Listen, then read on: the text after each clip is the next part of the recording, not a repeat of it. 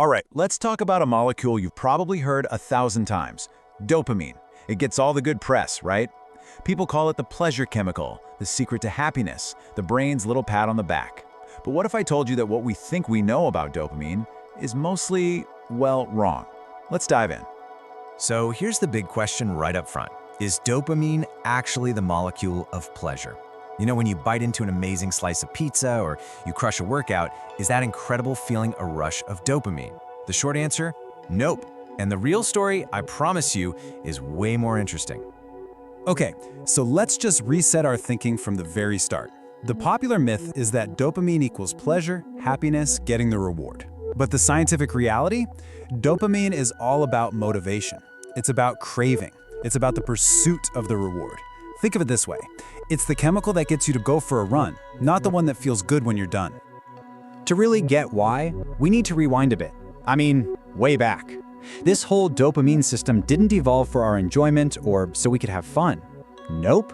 It evolved for one reason and one reason only: survival. It's a finely tuned engine designed to make us do the things that keep us and our species going. So, what does the brain count as essential? Well, scientists call them primary rewards. These are the absolute non-negotiables for life. We're talking about things like calorie-rich food, water, finding a mate, and even taking care of our kids. Our brain is hardwired to make us want these things, because without that drive, none of us would be here. Simple as that. And this whole pursuit is run by a specific pathway in your brain. You can think of it like a quick 3-step journey. First, a little spot called the VTA spots something potentially good out in the world, and it starts to release dopamine. That dopamine then travels to the nucleus accumbens, and this is where the magic happens. This part of the brain attaches a feeling of "I want that" to whatever the cue was. And finally, that signal shoots up to the prefrontal cortex, which is kind of like the brain's CEO, and it decides, okay, are we gonna go get this thing? And this right here, this brings us to the single most important idea in this whole explainer. It's a distinction that changes everything. In neuroscience, there's a huge difference between wanting something and liking it. And dopamine? It is firmly on the side of wanting. Now, the official term for this is incentive salience. It sounds a little academic, I know, but it's a really powerful idea.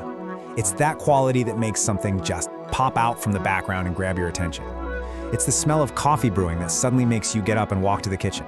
It's the little ping from your phone that makes it seem like the most important object in the world. That motivational pull, that's dopamine at work. And we really owe this discovery to researchers like Kent Berridge and Terry Robinson. They were the ones who figured out that reward isn't just one thing. It's a 2-act play. There's Act 1, the desire to get something, the wanting.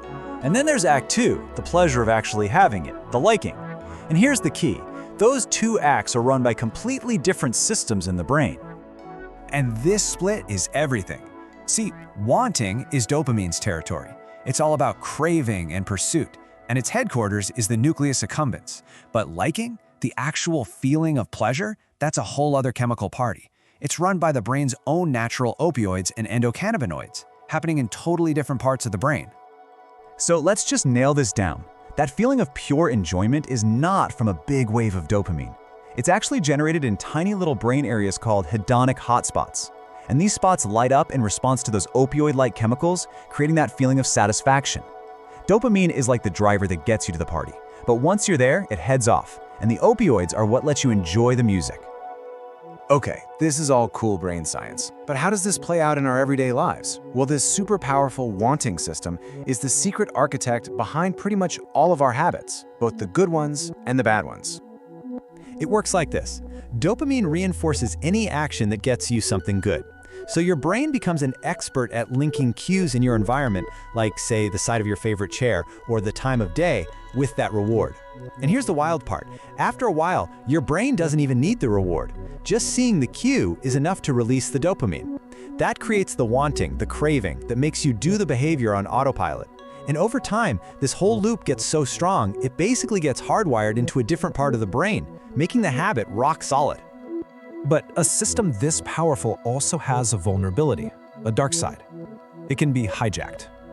Certain substances and even behaviors can flood this circuit, pushing wanting to a compulsive, overwhelming extreme. And this right here is the very basis of addiction.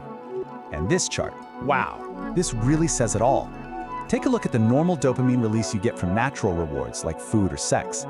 Now, look at the level from a drug like methamphetamine. It's not just a little more, it's a tsunami. A completely overwhelming, unnatural flood that the brain was never, ever designed to handle. This creates a wanting so intense it can literally steamroll everything else in a person's life. And to make matters worse, it's not a temporary flood. These massive, repeated dopamine surges actually start to cause lasting changes in the brain. This specific protein starts building up, and it acts like a molecular switch. The more it gets flipped, the more it physically rewires the brain's motivational pathways. It's literally carving deeper and deeper grooves, which is why that craving can feel so unbreakable and last for so long. So let's bring it all home. Dopamine isn't about the cozy satisfaction of arrival. It's about the relentless motivation for the journey. It's the molecule of seeking, of striving, of pursuing. It's the chemical of what's next. It's what drives us to explore our world, to learn new things, and to build a better future. So the final question really isn't for me, it's for you.